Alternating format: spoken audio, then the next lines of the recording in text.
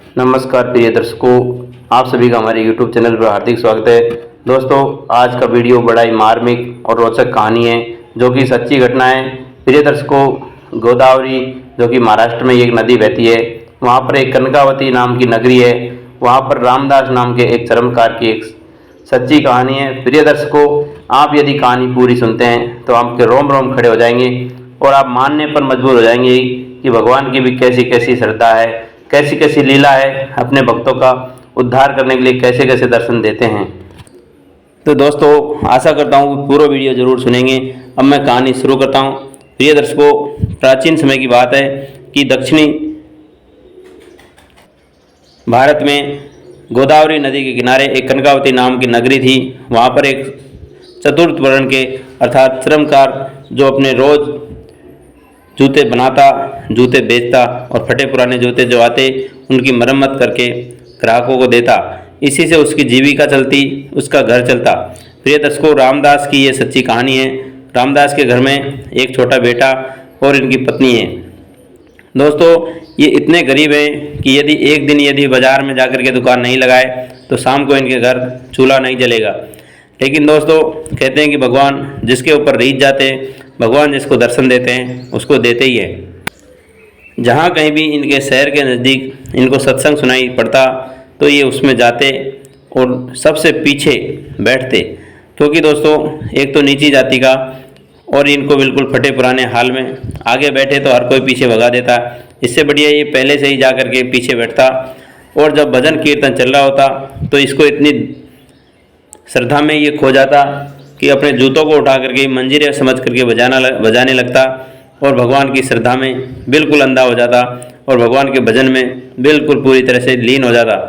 दोस्तों, कहते हैं कि यदि कोई भी भागवत कथा सुनने जाता है या कोई कथा कीर्तन सत्संग सुनने जाता है तो कुछ लोगों का तो मन की शांति मिलती है, लेकिन जिन लोगों की श्रद्धा नहीं होती उनको मन की शांति नहीं मिले तो तन की शांति तो ज़रूर मिलती है। अर्थात कथा में जाते ही ऐसे लोगों को नींद आ जाती है, अर्थात उनका तन शिथिल हो जाता है और चिंताहीन हो जाता है। अर्थात कथा में जाने के फायदे ही फायदे हैं। प्रिय दर्शकों, एक बार कनकावती नगरी में एक राजा था। उनके घर में चोरों ने चोरी कर लिया। राजा के घर में जो भगवान ठाकुर जी पधरा रखे थे, छोटे से लड्डू गोपाल थे और एक शालिग्राम पत्थर थे जिस पर शंख चक्र निर्मित था। प्रिय दर्शकों, चोरों ने जो सोने का आभूषण थे, सोने का झूला था, सोने का मुकुट था, सोने के ठाकुर जी थे, वो सब तो ले जा करके किसी ज्वेलर के पास बेच दिए। लेकिन जो पत्थर के शालिग्राम पत्थर के जो भगवान बने थे उसको वो रास्ते में कहीं फेंक जाते हैं सड़क किनारे। तो प्रिय दर्शकों, एक दिन किसी आदमी को वो ठाकुर जी सड़क किनारे पड़े मिल जाते हैं, अर्थात शालिग्राम पत्थर उनको मिल जाता है। अब वो उसको हाथ में लिए लिए घूम रहा था।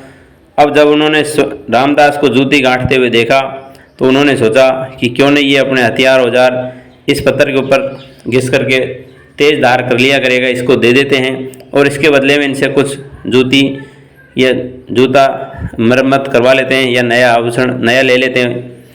तो दोस्तों, रामदास के पास जाकर के ये आदमी कहता है कि भाई, तुम्हारे आभूषण घिसने के लिए ये पत्थर बहुत काम आएगा, तू ये पत्थर रख ले और बदले में मुझे एक जूता की जोड़ी मुझे दे दे।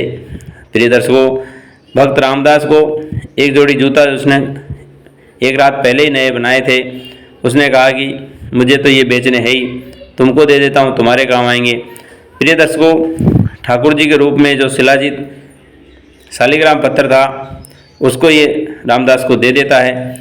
अब रामदास इस शालिग्राम पत्थर की ऊपर अपने पैरों में फंसा करके अपने हथियारों में धार लगाता और इसी तरह से भजन में लीन रहता। जब ग्राहक आता तो उसके जूते मरम्मत करता, चप्पल मरम्मत करता और जब ग्राहक नहीं आता तो बैठे बैठे कीर्तन करता, हरि में जैसो तेसो तेरो। प्रिय दर्शकों, इसको कोई भी मंत्र कोई भी तंत्र नहीं आता था, केवल इतना आता था, हरि में जैसा तैसा तेरा। प्रिय दर्शकों, सच्ची श्रद्धा से यदि कोई भी मंत्र या कोई भी नियम लिया जाए तो भगवान उस पर रीझ जाते हैं। इसकी श्रद्धा दिनों दिन बढ़ती चली गई और जब से इसके हाथ में शालिग्राम भगवान आए तो इसकी श्रद्धा दिन दूनी और रात चौगुनी बढ़ गई। प्रिय दर्शकों, इस तरह से इसके धंधे में बरकत हुई और अपना घर चलाने लगा, बढ़िया ग्राहक मिलने लगे। प्रिय दर्शकों, एक दिन एक ब्राह्मण देव इसके दुकान पर आता है और वो अपने चप्पल जूता ठीक कराने के लिए खड़ा रहता है थोड़ी देर। जब उसने देखा कि रामदास चर्मकार के पास वो आभूषण वाला पत्थर जो कि स्वयं शालिग्राम पत्थर था, उसके ऊपर शंख चक्र वर्णित था। दोस्तों, जब ब्राह्मण ने ये देखा तो बड़ा मन में क्षीण भावना आया कि ये एक नीच आदमी के पास भगवान कैसे रह सकते हैं, मैं इससे कैसे भी करके इसको ले लेता हूँ, चाहे मुझे कितना ही कीमत इसको देना पड़े। प्रिय दर्शकों, ब्राह्मण कहता है, हे रामदास भाई, आपको जितना धन दौलत चाहिए मैं देने के लिए तैयार हूँ, लेकिन आपके पास जो पत्थर है वो मुझे दे दो। प्रिय दर्शकों, रामदास भी मेरी तरह सीधा साधा आदमी, उसने कहा कि भाई मुझे कोई हवेली तो बनवानी नहीं, आपको यदि ये पत्थर चाहिए तो आप ले लीजिए और बदले में आप मुझे नॉर्मल जो रोटी सब्जी मिल जाए, उतना सा दाल रोटी का खर्चा चल जाए, उतना सा पर्चा दे दीजिए और मुझे ज़्यादा कुछ नहीं चाहिए। प्रिय दर्शकों, रामदास ने उस ब्राह्मण को ठाकुर जी उनके हवाले कर दिए और बदले में 2-4 रुपये लेकर के अपना जो भी नॉर्मल मजदूरी होता है वो उसने ले लिया। अब दोस्तों, धीरे धीरे इसका मन भी खिन्न होने लगा, क्योंकि जब से इसके घर में ठाकुर जी आए थे, इसके हाथ में ठाकुर जी आए थे, तब से इसका व्यवसाय अच्छा चल रहा था। लेकिन दोस्तों देखो, उसकी श्रद्धा होती है वो कभी कम नहीं होती, वो हमेशा हरि में जैसो तैसो तेरो इस तरह का कीर्तन करता और भाव में गाते गाते आंखों से आंसू झरने लग जाते। उधर दोस्तों, ब्राह्मण देवता शालिग्राम पत्थर को घर में ले जा करके पंचामृत से स्नान कराते हैं और षोडशोपचार करते हैं, नए नए वस्त्र आभूषण पहनाते हैं और नए नए मंत्रों के साथ उनको स्थापना करते हैं घर में। और पंडित और पंडिताइनी बड़े भाव से, बड़ी श्रद्धा से उसकी सेवा करते हैं। सेवा करने के बाद भगवान को भोग अर्पित करने के बाद रात में सो जाते हैं। और ब्राह्मण को दोस्तों रात में एक वैश्य रूप में धारण करके स्वप्न में भगवान श्री नारायण आते हैं और स्वयं भगवान श्री नारायण आकर के दर्शन देते हैं कि मैं आपके पास राजी नहीं हूँ, मैं आपके पास खुश नहीं हूँ। आपने भले ही पंचामृत से स्नान कराया, मंत्रों से मेरी पूजा की, नए नए वस्त्र आभूषण मुझे सुगंधी लगाई, लेकिन मैं आपके पास खुश नहीं हूँ। मैं अपने भक्त रामदास के पास ही ठीक हूँ, मुझे सवेरे होते उसके पास छोड़ आना। दोस्तों, इस प्रकार स्वप्न में भगवान नारायण का आदेश सुनकर के पंडित सुबह जगा और ठाकुर जी को लेकर के एक कपड़े में, जो भी मखमली रेशमी कपड़ा था, उसमें रख करके भगवान को ले जाते हैं। और भक्त रामदास का घर ढूंढते ढूंढते एक फटी सी झोपड़ी, टूटी सी झोपड़ी, जहाँ पर बर्तन इधर उधर फैले पड़े थे, इधर उधर जानवर, बकरियां, भेड़, ये सब मतलब गंदे सा मोहल्ला था। क्योंकि दोस्तों उसकी हालत वास्तव में ही दयनीय थी, बहुत छोटे घर से जिसका खाने का कोई ठिकाना नहीं, लेकिन भगवान की लीला, भगवान की कृपा उसके ऊपर हुई।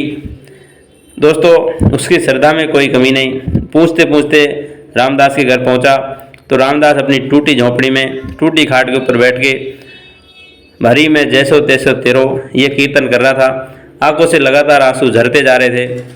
दोस्तों, थोड़ी देर पंडित उनके आगे खड़ा रहा, फिर कहने लगा रामदास। फिर रामदास ने अपनी आंखें खोली, अर्थात समाधि खोली। दोस्तों, भगवान पंडित उनसे प्रार्थना करने लगे कि भगवान आपके पास ही रहना चाहते हैं। मुझे स्वप्न में आकर के ये बोले कि मुझे रामदास के पास पहुंचा दो। दोस्तों, उधर पंडित का भी रो रो करके बुरा हाल कि मैंने इतनी सेवा की ठाकुर जी की, लेकिन ठाकुर जी तो जिस पर रीझ गए उसी के होकर रह गए। दोस्तों, इतना सुन करके रामदास का खुशी का ठिकाना नहीं रहा और ऊपर हाथ जोड़ करके कहता है, भगवान आपकी कैसी कैसी लीला है, मैं तो इतना गरीब हूँ और आप मेरे ऊपर कृपा करना चाहते हैं। प्रिय दर्शकों, अब तो रामदास पूरी तरह से भगवान को समर्पित हो गया और कहने लगा, हे भगवान, हरि में जैसा तैसा तेरा, अब तो आप मुझे साक्षात दर्शन ही दे दीजिए ताकि मैं अपना जीवन धन्य कर सकूं। दोस्तों, इस प्रकार से रोते रोते शालिग्राम भगवान के आगे उसने माथा झुका दिया और धीरे से पंडित चला जाता वहाँ से और साक्षात भगवान श्री कृष्ण नारायण उसकी कुटिया में, उसकी टूटी झोंपड़ी में साक्षात दर्शन देने के लिए प्रकट हो जाते हैं। दोस्तों, ऐसे होते हैं हमारे नारायण भगवान, जिसके ऊपर रीझ गए, जो सच्ची श्रद्धा, चाहे वो गरीब हो, चाहे वो कैसी भी जाति का हो, कैसे भी कलर का हो, कैसे भी कपड़े पहनता हो, लेकिन भगवान की कृपा कोई नहीं जानता। दोस्तों, सभी को राधे राधे, हरिओम। कहानी लगी हो तो अपने दोस्तों के पास, अपने बच्चों के पास शेयर करें। और ये संस्कार जो कि हमारे भारत में पहले के टाइम चलते थे, क्योंकि सच्ची श्रद्धा आज के ज़माने में नहीं रही। आजकल तो घट में राम, बगल में छुरी वाले लोग रहते हैं। दोस्तों सभी को हरिओम, राधे राधे, जय श्री कृष्णा।